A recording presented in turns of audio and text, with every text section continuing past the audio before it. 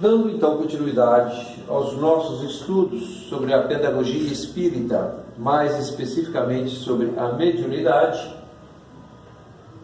hoje nós trazemos aqui a figura do nosso amigo, do nosso irmão, um dos baluartes da doutrina espírita, Barçanufo, Eurípides Barçanufo, que tanto trabalho prestou nessa última existência, inclusive deixando em Sacramento o primeiro colégio espírita do Brasil que funciona até hoje. Barçanufo, segundo os médiuns, é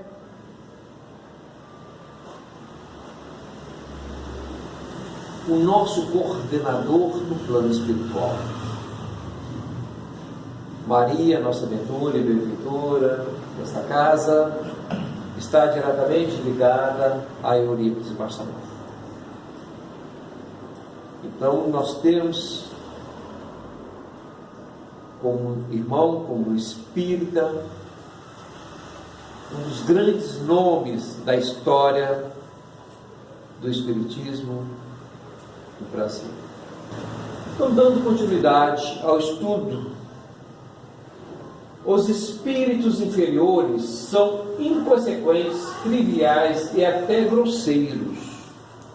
Quando nós fazemos qualquer reunião mediúnica, nós temos que ter uma preocupação muito grande, a começar, evidentemente, pelos nossos médiuns, né? A responsabilidade, o comprometimento desses médiuns em relação à casa e em relação ao trabalho. Não se esquecendo que o médium, ele não é só médium dentro de uma casa espírita. Ele não é só médium dentro de uma reunião, de uma sessão espírita ou mediúnica. Ele é médium aonde quer que ele esteja. Ele deve ter os procedimentos, né, de moral, de princípios, que vão nortear a sua existência para que ele possa, enquanto médium, enquanto espírita, desenvolver todo um trabalho, não só objetivando atender a si próprio, mas também trazendo para a humanidade um benefício de crescimento e desenvolvimento. Porque, como nós sabemos, o médium é o intermediário, é o ser que possibilita a comunicação entre os dois mundos, o mundo físico e o mundo espiritual. E nós sabemos que existe uma interação permanente, constante, entre esses dois planos.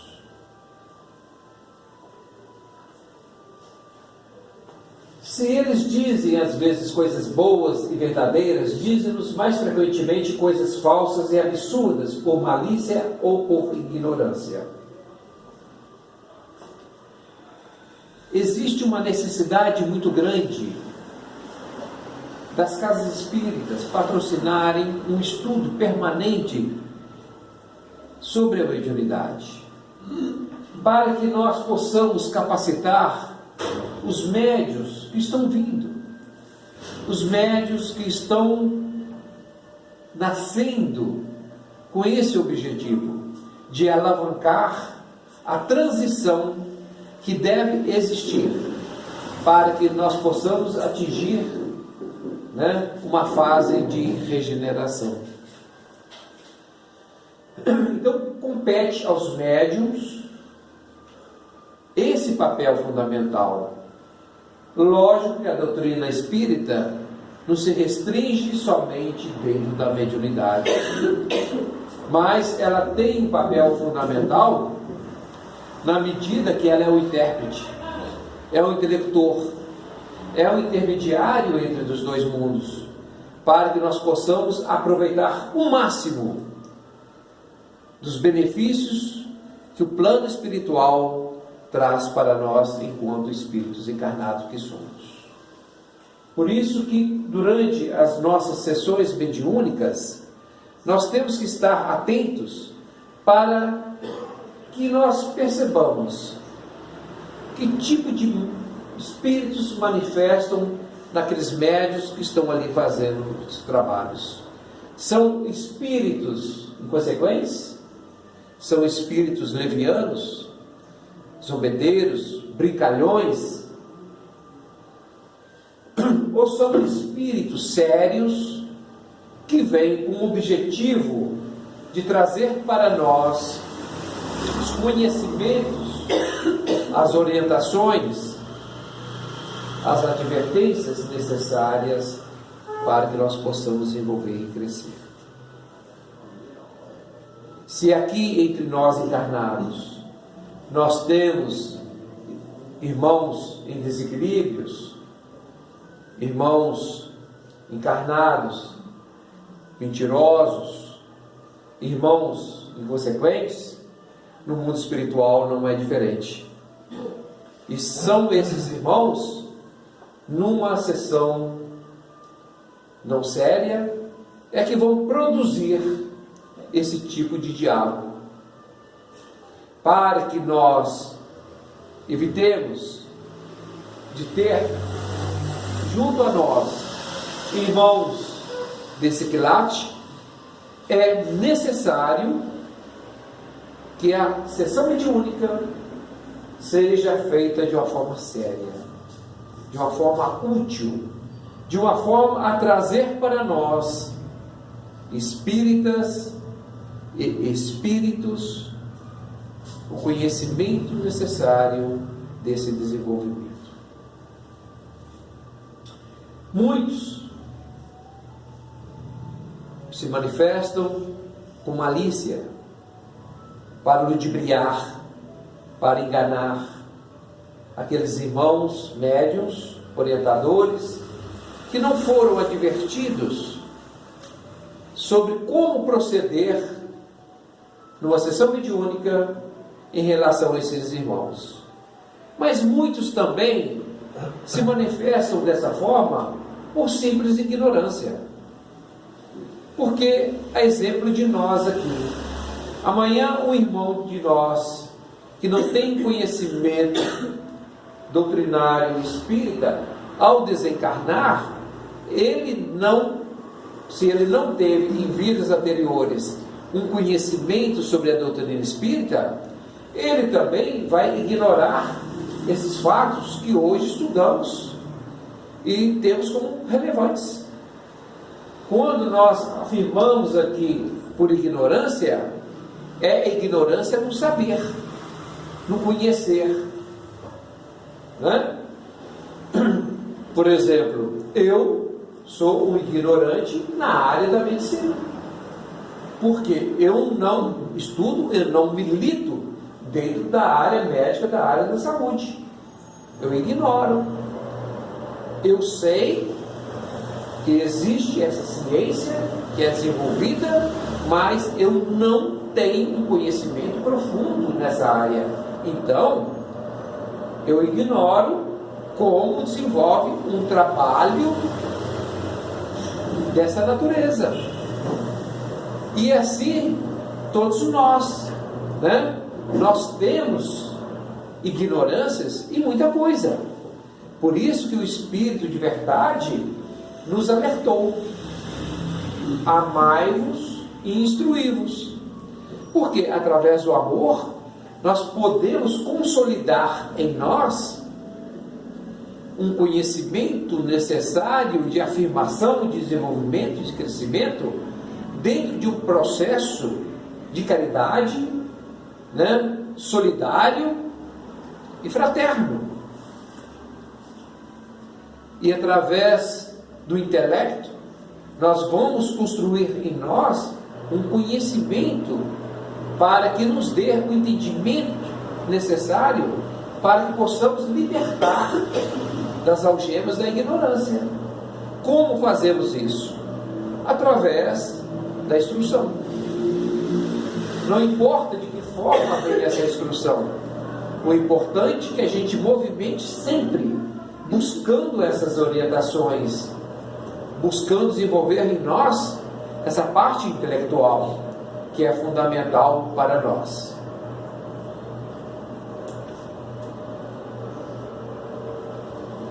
Os espíritos impuros zombam da credulidade e se divertem às custas daqueles que o interrogam, lisonjeando sua vaidade, embalando seus desejos com falsas esperanças, chegando à mistificação nas reuniões. Por isso que eu reafirmo, o médium que já vem através do seu planejamento reencarnatório com essas faculdades, ele deve procurar desenvolver-se para que ele possa ter todo um potencial do qual ele, espírito, possui, a desenvolver-se em benefício de si e dos outros. Porque não adianta nada o ser encarnado, ser médium e não desenvolver essa mediunidade. É como um sábio que tem uma sabedoria teórica e não faz uso dessa sabedoria. Para que serve se nós não aplicamos isso na caridade em benefício dos outros? Né? Então a mediunidade, ela é uma faculdade, mas também é um instrumento. Quando que ela se torna um instrumento? Quando ela serve para interligar os dois mundos, o mundo físico e o mundo espiritual. Então é através desse elo que nós conhecemos a existência do plano espiritual, qual o comportamento dos nossos irmãos na erraticidade e qual a interferência que temos do plano espiritual para o plano físico e vice-versa. E são através desses irmãos que nós conseguimos desenvolver todo esse trabalho, né? E para que nós, durante a sessão mediúnica, possamos dela utilizar com uma forma mais intensa, de uma forma útil, né, e proveitosa, nós temos que impedir que esses irmãos se manifestem nessas sessões. E o fazemos à medida que nós temos em nós médiuns, orientadores, um trabalho profícuo, um trabalho sério, um trabalho onde impera a necessidade de trazer para casa toda essa compreensão e esse entendimento que Allan Kardec nos reporta no Livro dos Médiuns.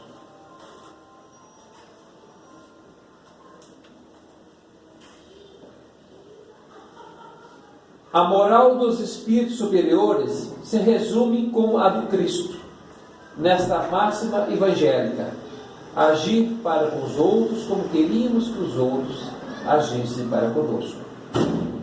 Então nós sabemos que a doutrina espírita, ela é assentada, ela é embasada, ela é fundamentada nos ensinamentos de Cristo. Jesus é nosso mestre, nosso guia. Está nele exatamente toda a diretriz que devemos seguir, né? E dentro da sua simplicidade, ele nos relata uma forma de pensar e de agir que vai trazer um grande benefício para nós e para os outros. De que forma? Fazer em relação aos outros o que nós queremos para nós. É ter essa irmandade no coração, é ter essa bondade no coração, porque através desses princípios básicos, mais fundamentais, nós vamos estar presente como um seguidor de Cristo, vamos estar presente como um aprendiz dos ensinamentos de Cristo, dentro da nossa família, no nosso ambiente de trabalho, na nossa comunidade, onde quer que estejamos, vamos estar ali pregando, aprendendo e ensinando ao mesmo tempo o que Cristo nos ensinou. Através de ações, através de boas ações, né? Qualquer coisa, gente, vamos indagar, questionar, ficar à vontade. Conduta moral, isto é, fazer o bem e não fazer absolutamente o mal. Não adianta o indivíduo dizer: eu não faço mal a ninguém, se ele também não faz bem a ninguém.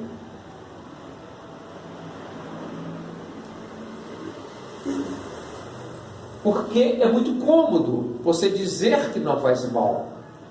Só que você reencarna com o objetivo de crescer e desenvolver e fazer o bem.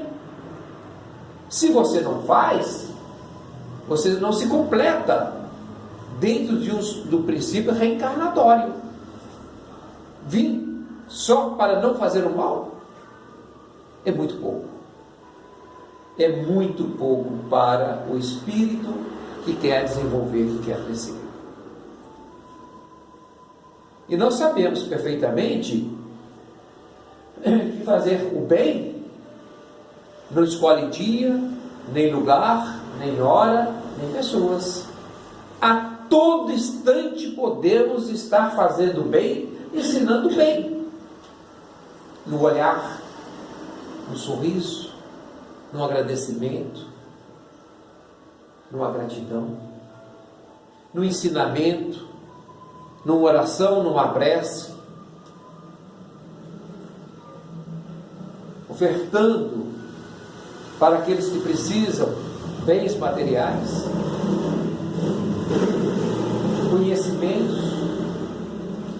Então, fazer o bem tem uma infinidade de formas de praticar o bem.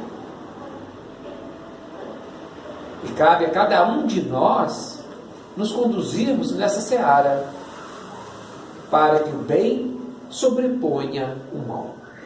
Pelo menos em relação às nossas ações, em relação aos nossos pensamentos, em relação às nossas atitudes. O homem encontra nesse princípio a regra universal de conduta para suas menores ações. As nossas menores ações podem ser para o outro grandes ações.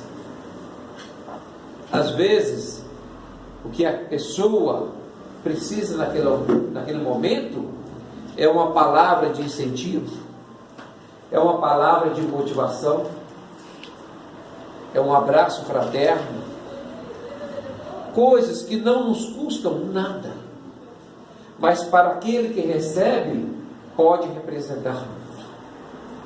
Então, nas mínimas coisas também, conseguimos dar muito para aquele que não tem nada. E por mais pobre que seja o ser, ele sempre terá alguma coisa a oferecer aos outros. Não se iluda. Nós sempre teremos alguma coisa a oferecer a alguém. É esse o nosso objetivo. É o fundamento de nós estarmos aqui encarnados.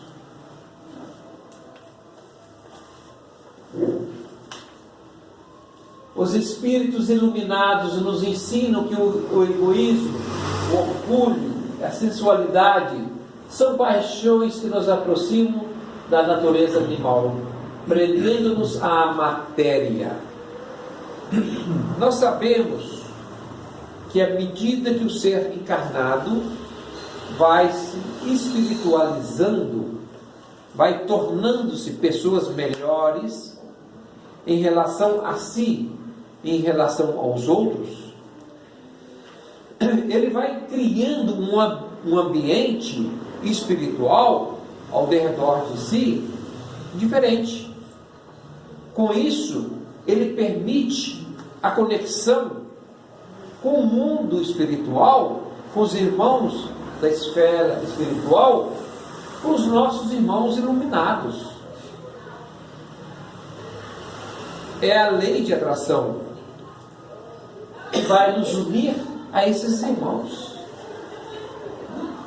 que tanto dele precisamos, que são os nossos anjos da guarda, que são os nossos benfeitores, né? E quando nós nos afastamos desses irmãos iluminados, nós nos aproximamos da materialização, nós nos aproximamos e enraizamos no egoísmo, no orgulho, na sensualidade.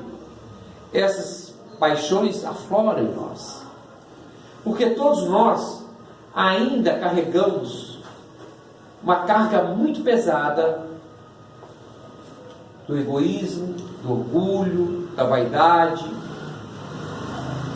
né?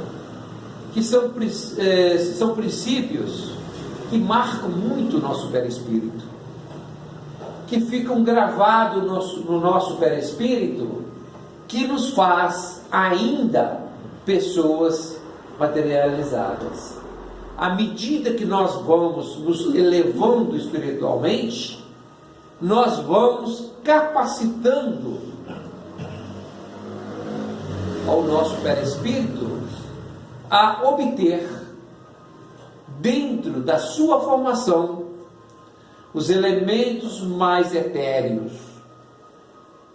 Por isso que quando o espírito, através do seu crescimento, da sua evolução, eles vão habitar mundos diferentes do que da Terra, mundos mais elevados, mundos ditosos, o seu perispírito é diferente do perispírito do encarnado na Terra. Porque o encarnado na Terra ainda tem no seu perispírito muito ainda de matéria.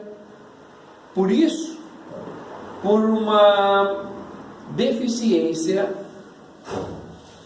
de uma palavra onde pudesse designar de uma forma mais de uma forma assim mais convicta, Allan Kardec, ao falar sobre o perispírito, ele o classifica como sendo semimaterial. Por quê? É um elemento etéreo, mas ainda pela nossa natureza, ele ainda contém muito de matéria. Porque o perispírito, ele é feito, ele é constituído, ele é formado de fluidos cósmico universal do ambiente onde nós estamos. Então aqui na Terra, nós vamos para formar o nosso perispírito, que é o nosso corpo espiritual, que envolve o espírito, dos elementos aqui da Terra. Quando nós desencarnamos, deixamos aqui o corpo físico que morre. Mas o nosso espírito, envolvido nesse corpo espiritual, ele sobrevive à morte do corpo físico. E ele vai para a erraticidade. Se ele tiver que retornar ainda à Terra, ele vai trazer um perispírito semelhante do qual ele estava aqui. Se ele tiver que se projetar para um outro mundo, diferente da Terra, mais evoluído, o seu perispírito, lá, nesse outro orbe, vai ser diferente do que ele tinha aqui na Terra. Vai ser um perispírito mais etéreo. um perispírito onde a densidade vai ser menor. Então, cada orbe, cada ambiente tem seu perispírito diferenciado de acordo para atender às necessidades. Quando nós desencarnamos, muitos dos nossos irmãos, ignorantes no saber, muitos deles nem conhecimento têm de que estão desencarnados. Acreditam que ainda estejam vivos na matéria e, consequentemente, o seu perispírito é muito pesado. Por isso, quando esses irmãos são trazidos para essas sessões mediúnicas de tratamento e de orientação, nós, médiuns, podemos socorrê-los, porque o nosso perispírito é muito semelhante ao dele. Então nós temos condições de ofertar a esses irmãos, ao perispírito desses irmãos que se encontram enfermos, com o ectoplasma dos médiuns, em função da semelhança que existe entre os perispíritos. Diferentemente dos nossos irmãos evoluídos, que têm o seu perispírito diferente do nosso, encarnados. Que o homem deve se esforçar para desligar-se aos poucos da matéria, cultivando o amor ao próximo, aproximando-se da natureza espiritual. Então, este é um dos princípios básicos de nós espíritas e espíritos em desenvolvimento, é proporcionar o nosso crescimento e o nosso desenvolvimento para que possamos atingir uma natureza espiritual mais evoluída. Compete a cada um de nós buscarmos esse desenvolvimento. Compete a cada um de nós procurarmos desenvolver, a nossa capacidade para que possamos atingir um nível espiritual mais evoluído.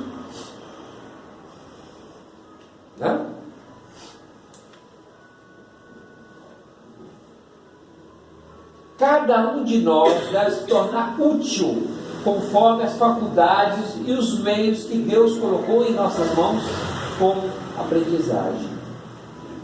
Aqui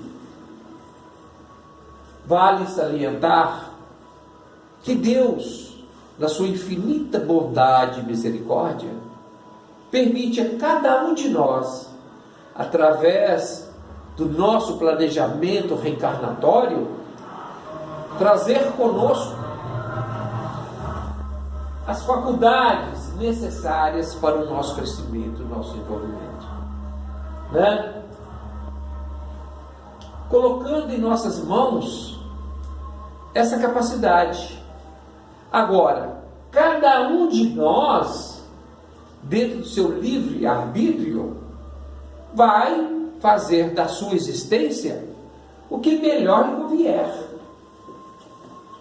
Se esse irmão encarnado tiver consciência de que nós somos espíritos devedores, mas em crescimento e em desenvolvimento permanente, nós vamos fazer com que aquilo que Deus nos facultou possamos desenvolver, crescer e transformar isso para melhor.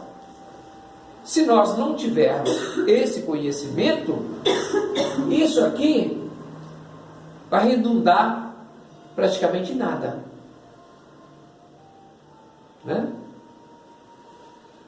Por quê? Deus sempre vai nos permitir novas oportunidades. Mas não basta nós termos essas oportunidades se nós não temos a capacidade de aproveitá-la. E cada existência, Deus nos brinda com novas oportunidades, novas faculdades, que o forte e poderoso deve apoio e proteção ao fraco, pois aquele que abusa de sua força e de seu poder para oprimir seu semelhante, viola as leis divinas. Quando nós entendemos, quando nós respeitamos, quando nós aceitamos as leis divinas, as leis naturais, nós nos tornamos pessoas melhores. Nós nos tornamos pessoas mais capacitadas a entender a nós mesmos, as nossas fraquezas, as nossas limitações, como também passamos a entender os nossos irmãos, nas suas fraquezas, nas suas limitações também. Onde, em função da nossa condição de estarmos fortes, ter condição de ajudar aqueles que são fracos, aqueles que hoje ocupam um poder de mando, saber como se comportar diante daqueles subalternos, para que a gente possa adotar sempre princípios de caridade, de amor, de fraternidade, independentemente da ocupação que temos nessa existência. Porque hoje podemos vir como forte, mas na próxima reencarnação, talvez para o espírito seja melhor ele vir como fraco, para que ele possa aproveitar melhor a sua condição de espírito em evolução, para que ele possa trabalhar seu orgulho, possa trabalhar sua humildade, possa trabalhar sua fraternidade. Então, cada um de nós que estamos aqui, viemos com a nossa bagagem que precisamos. Não tenha dúvida disso. Nós viemos com a bagagem que precisávamos, nem mais, nem menos. Agora, o retorno, a volta ao plano espiritual, compete a cada um de nós ver o que nós vamos levar para o plano espiritual. Porque nós temos que melhorar a nossa condição de partida. E aí vai depender de cada um de nós qual o esforço que estamos fazendo para o nosso crescimento e o nosso desenvolvimento. Tanto de uma forma individualizada, como da forma coletiva. Porque nós sempre vamos repisar isso aqui. Não há como nós, espíritos em crescimento e desenvolvimento, utilizarmos somente da individualidade para o nosso crescimento. Nós sempre vamos ter que utilizar também do coletivo. Nós vamos sempre utilizar também da oportunidade de fazermos o bem aos outros, para que ao fazer esse bem, ao praticar esse bem, possamos nos melhorar. Ao contrário de que muitos pensam, quando a gente faz bem a quem quer que seja, quem está sendo, na verdade, beneficiado é aquele que está podendo fazer. Por quê? Ou você vem como forte ou como fraco. Se você vem como forte, é para que você possa utilizar dessa condição para que você possa crescer. Porque se todos estivessem na mesma condição de forte, se fossem similares, não haveria essa possibilidade.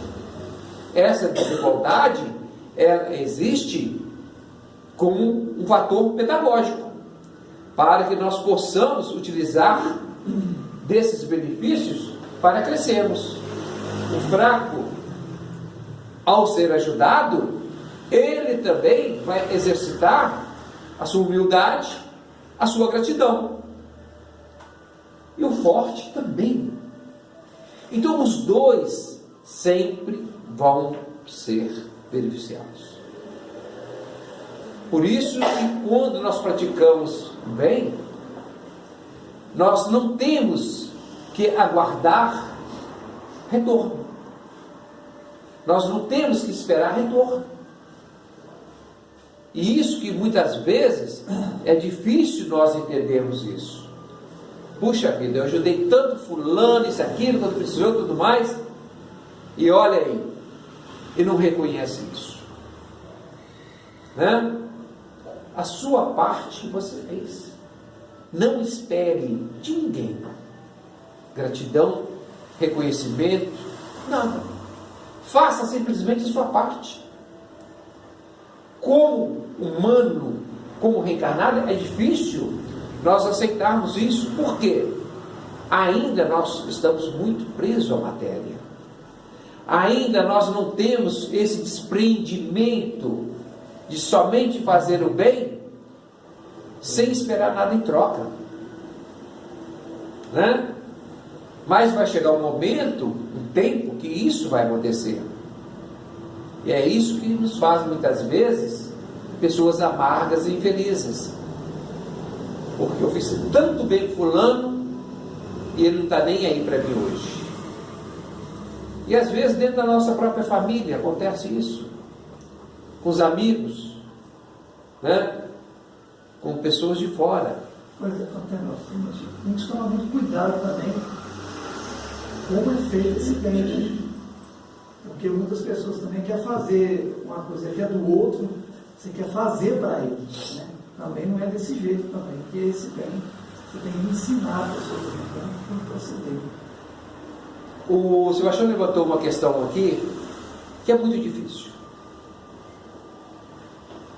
No livro Emmanuel, na questão 23, Consolador, que eu recomendo a todos vocês a lerem, é o Consolador de Emmanuel, Chico Xavier.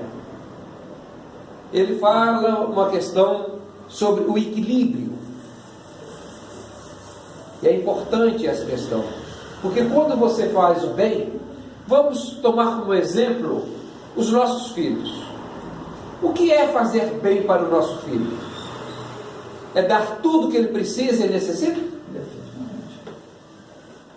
Até onde eu tenho que ter o equilíbrio para saber até onde é a responsabilidade dele e até onde é a minha responsabilidade? É muito difícil isso. Por isso que nós temos que nos conhecer e conhecer alguns princípios para que a gente possa procurar errar menos. Porque de repente a gente dá de menos, outras vezes a gente dá de mais. Dá de menos são mal entendidos, né? Mas eu estou querendo, estou precisando, né? Exatamente. Aí tá errando você, então, né? essa noção de bem, como você colocou, é muito importante, porque, e aí? Até onde é fazer o bem, eu estou na verdade fazendo o bem? Ou até, ao fazer isso, eu estou impedindo que ele cresça, desenvolva como um ser espiritual que está sobre a minha guarda, sobre a minha responsabilidade. Infelizmente a gente vê muito isso. É o que a gente mais vê. Fortes, depois... Né? Então é uma coisa para a gente pensar sim. É uma questão para a gente indagar a nós mesmos. Até onde eu posso ir, até onde eu não devo. Isso no trabalho, isso junto aos nossos amigos, em qualquer lugar. Aí a questão do equilíbrio é muito difícil.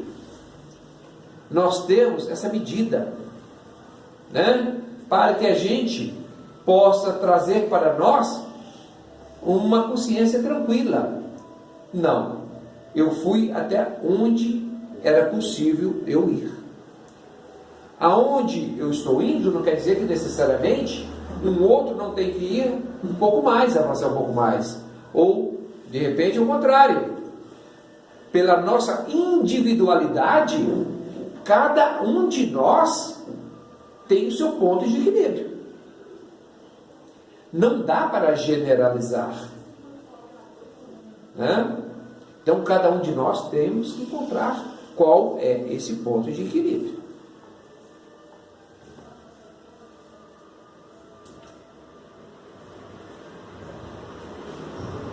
Nada fica oculto no mundo espiritual. O hipócrita será desmascarado com clareza.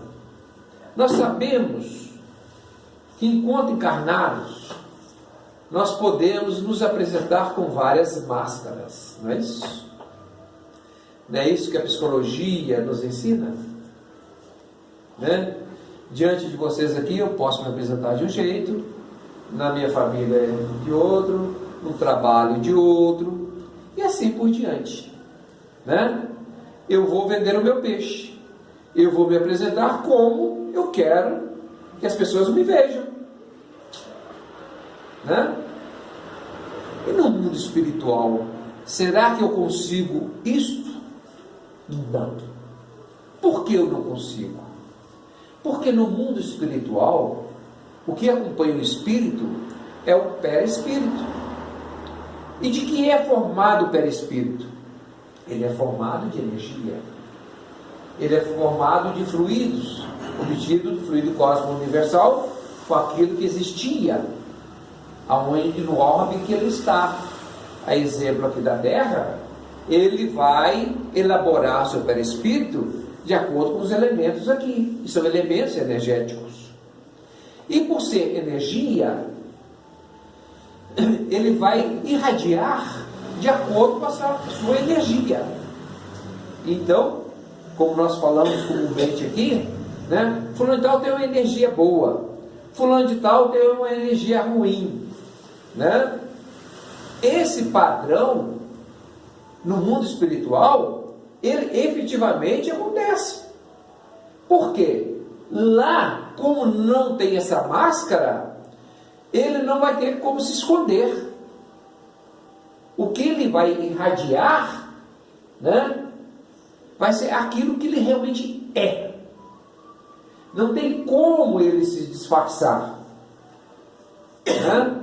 Não tem como ele se esconder atrás de nada, porque ele vai ser aquele elemento ali pelo que ele emana do seu pensamento. Ele vai criar uma atmosfera, né, ao derredor de si, fruto do seu pensamento, da sua ação, do seu comportamento, emitindo cores, vibrações, energias, que muito fácil de você ver, não tem como esconder. Por isso que fala, nada fica oculto no mundo espiritual. O hipócrita será desmascarado com clareza. Por quê? As energias que ele vai irradiar, típica do hipócrita, são energias que nós já falamos aqui, e muitas vezes com características próprias, densas, pesadas. Não tem como ele fugir disso.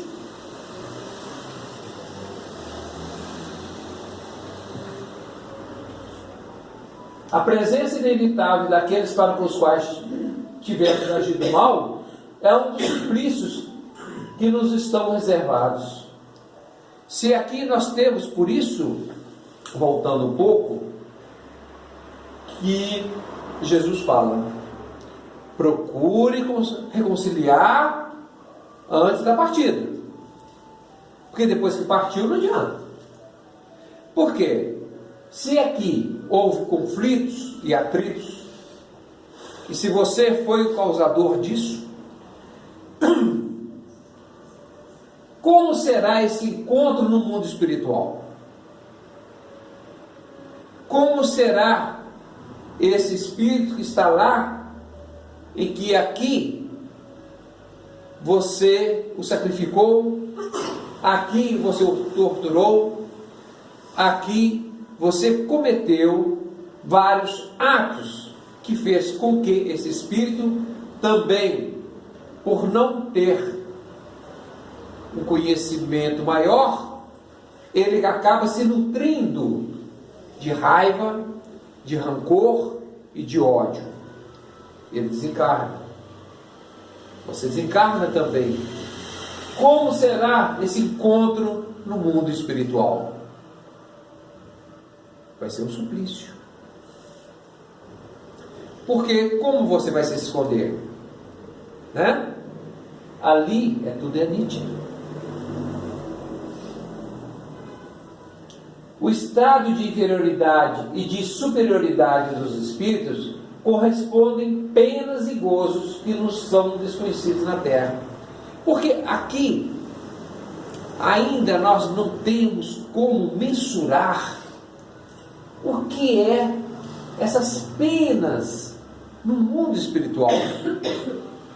O que é realmente esse sofrimento desses irmãos pelo pensamento que constrói junto a si, entre aspas, um inferno, um céu. Porque nós sabemos que não existe nem inferno, nem céu, nem purgatório. Mas, dependendo da forma como o espírito pensa e age, ele pode criar sim um mundo em desequilíbrio, que você pode dar o nome que quiser, até de inferno. E ele só vai se libertar disso quando ele começar a entender a necessidade dele se evoluir, dele crescer. Da mesma forma que o espírito iluminado, ele vai ter bons pensamentos, boas ações, vai produzir boas energias, e ele vai estar num ambiente totalmente sadio e saudável, em comunhão com esses irmãos que estejam no mesmo padrão vibratório. Ou você pode vibrar numa condição boa ou numa condição má, né? O que os espíritas costumam dizer, a questão do ambiente pouco saudável, né? Do umbral, que não é nada mais, nada menos do que um ambiente que o espírito mentaliza e cria para si de tortura, de sofrimento, que pode ser ocasionado por N situações que ele vivenciou aqui e não conseguiu a tempo resolver esses conflitos que algumas vezes podem ter vindo de vidas passadas ou mesmo ter constituído durante a sua existência. Então, essa condição do espírito, ele pode ter sim uma condição melhor ou pior num plano espiritual, dependendo da sua condição. Todos nós que estamos aqui viemos de uma condição pior para o estado que estamos hoje, sem dúvida alguma. Nós estamos submetidos a provas, né? A quitações de débitos pela lei de causa e efeito de coisas que fizemos lá atrás, em outras existências. Ainda que temos que pagar isso, mas vamos pagar em suaves prestações mensais, né? Exemplo da Casa Bahia, devagarzinho, vão pagando, mas temos que pagar, é lei de causa e efeito, não tem como ser diferente. Então, se hoje nós estamos aqui, é uma oportunidade que Deus nos está dando para que possamos, o que nós fizemos lá atrás, na outra encarnação, de ruim para nós e para os outros, recuperar agora. Em relação ao futuro, vai depender do que eu fizer agora. Se eu fizer a minha lição de casa, meu dever de casa, E se eu aprimorar o meu comportamento, a minha condição moral, intelectual, obviamente, isso vai refletir no meu espírito, para que amanhã, se eu tiver oportunidade de reencarnar, com certeza eu vou vir numa condição melhor para o espírito. É bom que fique claro, nós reencarnamos sempre para atender o espírito, naquilo que o espírito precisa, com os olhos do espírito e não com os olhos da carne. Porque muitas vezes a gente olha para uma pessoa e vê a existência da pessoa, puxa vida, aquele indivíduo parece que veio aqui para sofrer, né? Como que ele sofre? Passa a vida, a existência inteira sofrendo. Mas será que Deus não tem um pouquinho de dó, de pena dele? Ele veio da forma que ele precisava vir, para atender o espírito. O corpo físico é uma roupagem provisória do espírito. Então ele vai vir da forma que ele precisa, né? Com a roupa que ele precisa. Agora, ele tem a obrigação e o dever moral de elevar-se, para não ficar estagnado. E como nós fazemos isso? É fazendo com que o espírito entenda e compreenda porque ele está aqui, o que ele está fazendo aqui e o que ele precisa fazer. Porque senão não adianta nada. Nós vamos ficar patinando, sai de uma existência, passa para outra e não evoluímos. Porque o espírito também não retrograda. Ele não retroage da sua elevação moral. Mas também, se ele não fizer nada, ele não vai crescer. E nós precisamos crescer. E nós precisamos evoluir. Né? E muitas vezes, por não termos compreendido, entendido numa encarnação essa necessidade, aqueles espíritos que vieram conosco e reencarnaram conosco para que juntos pudéssemos desenvolver, essa turma vai desenvolver e aquele vai ficar para trás. E na sua consciência, ele sente falta disso. Por isso que muitas vezes a gente não sei o que está me faltando. Parece que eu sinto um vazio por dentro, uma angústia, uma coisa, e não tem essa percepção, não tem essa explicação. E quando você faz uma regressão, quando você faz qualquer coisa dessa natureza, você acaba descobrindo que muitas vezes, numa dessas reencarnações, ele meteu os pés pelas mãos, aquela turma desenvolveu, e ele ficou para trás. E aí, muitas vezes, ele busca provas difíceis, passa por expiações difíceis, para poder compensar aquele tempo perdido. Porque Deus sempre nos dá a oportunidade, sim. Mas nós temos que aproveitar essas oportunidades.